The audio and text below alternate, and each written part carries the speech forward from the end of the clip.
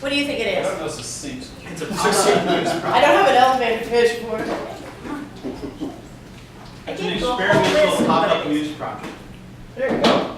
Yeah, pop-up news project that is a website, and it's something that will publish your work, maybe, right? It has structure in that, the way to think of it is, think of me as the publisher. Think of Doug as the editor-in-chief. He's been working with you on your assignments, right? Mhm. Think of Edward as the managing editor. Okay? Interesting. When you accepted your assignment from us, that's your assignment. It means just like every kind of assignment you've ever done for anybody else, you can't pervert it, dilute it, change it, switch it, drop it, make a different arrangement with a different publication to publish it. You can't do any of that stuff without telling Doug. You can't be late for it. So even if there are things on Basecamp, I'm just saying,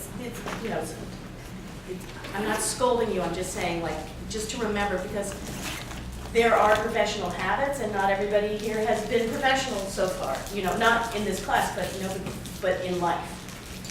We have people who have not done journalism before. They've never done professional journalism before, so there's certain rules of it. I'm not looking at you, Franny Houston.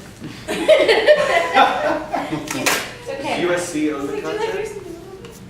USC probably owns the content. No. Everything we do here is open source. So that means that you can take your story and you can sell it somewhere, or the deal we have with the media partners is that they can use anything that's part of Engine 30, including tools that we produce, ways of looking at it, continuing the series. I know KCMT is interested in doing a sort of ongoing thing with some of the content. Yeah. But it will really clarify things. So just, editors don't like to be surprised. So, hey, Tammy, good report Hey. today. She was on there. So editors don't like to be surprised. So if you think you're going to be late, or you think your story's changing dramatically, or there are things that are always let them know. Just shoot Doug a note. I'd appreciate being CC'd on it, so if I bump into you on the street, I kind of am up to date, and we're watching it. Hey, Ree. Hey, howdy. I have a question. Are we actually We're having few. are we actually writing stories out of these now, or are we just gathering information for people who come to, for these Depends on seminars? what the nature of your project is. Yeah. If it's, some of the projects that people are doing are kind of more data projects, and preparing all that data so that we can do things with it. Some people are doing actual stories. So it really kind of depends. And some people are doing videos, which of course, you're editing a video, so. No, I'm just, because mine is basically data, but I'm also doing interviews, but I don't know if the interviews are going to be useful. What form are you doing the interviews on? Well, there are other parts of the country, so I have to do them on the ground. Right, okay. So, so collect up what you have, make your, we'll talk more about Sure. yours, because I know yours is evolving Sorry. as we speak practically. So- Yes. I'm just gonna take this.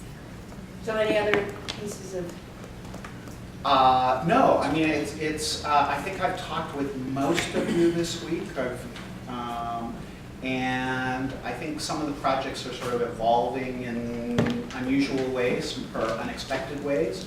But it looks like everybody's making progress. And they're all going in really kind of interesting ways. Since we have, was another week before we're trying to get this sort of first deadline in. Pretty much this whole next week, I'm going to be working on Engine 30 and all these things. And now that we have a really pretty good idea of what you all are doing, what you're producing, the fellows are starting to get involved. And this afternoon, after after class, when I know even more fully what exactly you're coming up with. I'm talking with fellows to start making specific assignments, because we have to find out, how much time things are going to take and what people have time to work on. Okay. So in this next week, don't be shy about interacting. Don't retreat into a cave and just kind of noodle along or change where you're going or do what you do. Interact with us. And I know Tammy's willing to hear from you and help you with it, and as is Reed. And I think some of you are working with Drew too, perhaps. There's a Drew 1 and a Drew 1 and Drew 2. I see. Drew 2. You opened it right up, Fran. I don't get it. So working with Drew 2 as opposed to Drew 1. Got it. Drew has realized the workload of this thing, and he's cloned himself. Okay. Should we talk for a minute about the beauty of the relationship of reporter and editor? Yeah, may I? Having been both, actually, having been as, pardon me? Is this like a poem, The Beauty of the... Yes, Okay. yes. He's going to do a visualization. Yeah. No, to have a good editor is a thing of beauty. It truly is, and I think we're really Very rare. Yes, You're lucky to get yeah. I mean, one savor the line. moment. Except in Ann Arbor, where Right. everybody's fantastic. You get points for sucking up. That's the essential part. So every good writer, if you think of your favorite writers, they too need editors. There's just something about, when you're so involved in the story and you've gone out and you've done the interviews, and it's hard to understand what exactly the reader needs to hear and how it needs to be shaped and in what order. It's hard to know what to leave in and what to put out, and the editor helps you with that. And when it's a great editor, it's 1 + 1 = infinity. It becomes this magical relationship where you're performing beyond what you thought you were possible, you were capable of. So don't. Sometimes reporters think of the editors as the enemy. They're going to change my story. They don't understand something like that. It's not that.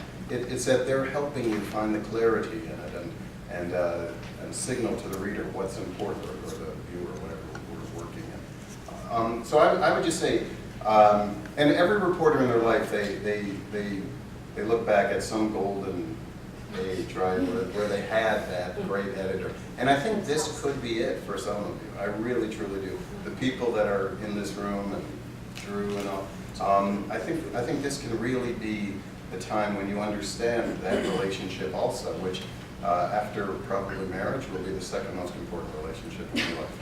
Have you had great editors?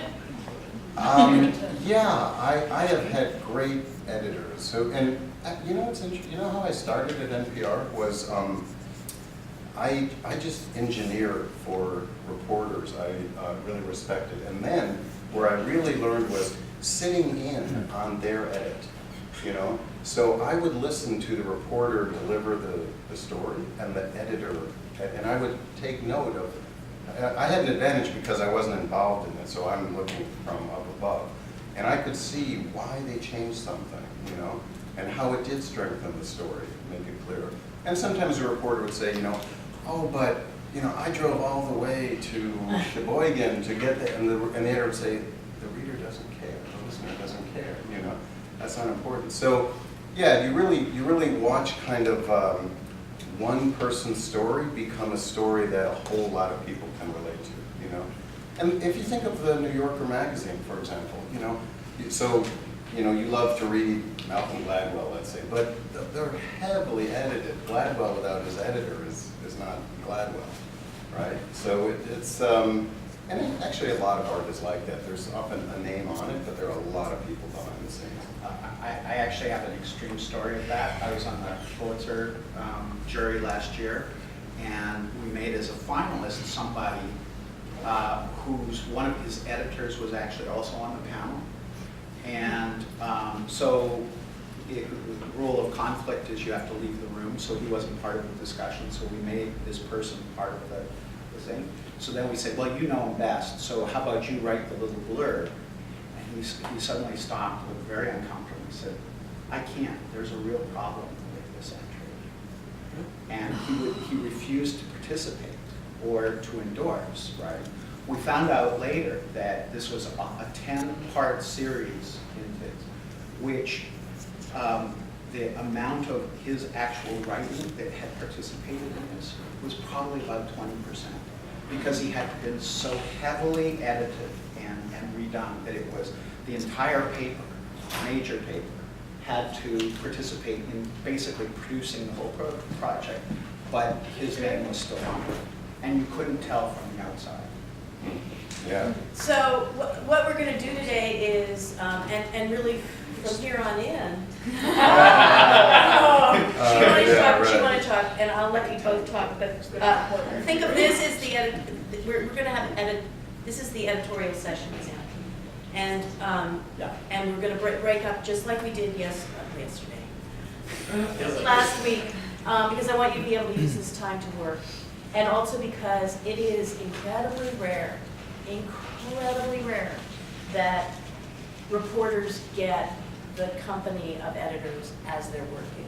So it used to be like that. I mean, it just used to be like that. That's how you learn, just like Edward learned by sitting and watching and pilot fishing. So, and just one more thing about how today is going to work. Edward's also going to do a workshop for those who want it. Who want to learn how to do radio and how to do better radio and all that kind of stuff. So he brought his equipment, and it'll be kind of an ongoing thing. So Sarah, I worked as an editor in addition to working as a writer. This is nothing that hadn't been said before, but as you get your idea and develop it, run it by your editor as many times as you can. Don't wait until deadline and then be like, well, I couldn't interview her, you know. The editor's there to help you, not just to boss you around and cross things out. And so use the editors as resources. Also, line editing is a really different process than shepherding the story into being. I've done tons and tons and tons of line editing, so if there's a piece of writing you need scrutinized, I'm happy to do that. that's great. And as we know from practicum, you're awesome at it. Well, thank you. Wait till you see my marks. I'm all over that. You mentioned doing a workshop on pitches. Can we still do that? Yeah, I think I think I might hold it until after Engine 30 is Okay. over. No But problem. if you want to like just talk about pitches, No, or no, I if can you're wait. pitching something now and you want us to look at it, great. I'm happy to do No, that. after Engine 30 is Okay. perfect. Yeah. And my goal for today is to spend a little time with each of you, but to leave with pretty clear idea of exactly what you found and what you're going to be able to come up with. Because I'm now negotiating with all the fellows on things that they're going to do. So Doug can stay until 3 o'clock today, so anybody who has extra time and wants to be working. Well, the reason I say that about the assignments is because those of you who are data gathering, that data is, once it's collected, is really, and it has to be collected by November 1st. Once it's there, then it gets handed over to the Getty Fellows who are ready to go. We have to have that data.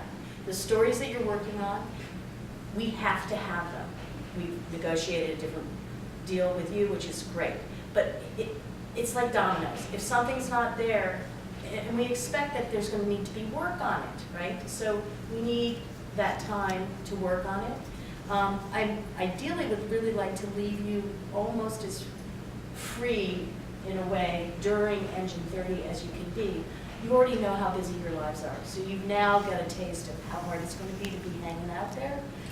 But I want you to be able to hang out as much as you can and to be able to do the weekend things. And you're also now the experts in whatever area you're working on, and the fellows are going to need you to help them figure out who they should interview, what they should talk about, who's the resource who can't be missed.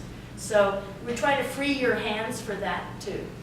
Anything And there'll be lots of sort of fun things to do during that week. Oh, yeah. Little assignments here and there. Like a jumping castle? Oh, that's a really low bar. Okay. Okay, so should we? So let's just break up around the building and. And we're doing the radio thing now? What do you think? Wait a little bit? Who's interested in doing it, raise your hand. 1, 2, 3, 4. Okay, well, I'm sure it's according to the time that each of us has available, so why don't we all? You could, Drew, you could if you wanted to. I mean, I don't know how Oh, much that, yeah. time. No, seriously, because what we're gonna do is, Reed will take his group, Tammy takes her group. Doug is going to peel you off one by one, okay? Yeah, That's right. because he's really we've gotta get sort of like very specific about specific things and where they're going and what they're doing. So it's kind of a funny, weird way to do things. I have to leave at 11:30 or 11:45 today, because I'm going up to San Francisco to go hear Moby Dick, the opera, and also Einstein on the beach. I'm so excited. And I'm not taking you in.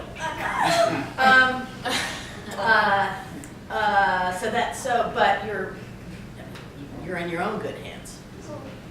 But if you could also help me when the end of the day comes, those of you who know, that's not why I didn't pull the chairs out, because we're separating up anyway. Just put stuff back, the piano thing goes there, help yourself to food, take it. Okay? All right. Okay. All right. So, Reed, you want to stay in this room? Is this your room? Wherever you'd like, yeah. What do you want? Let's Let's go into that.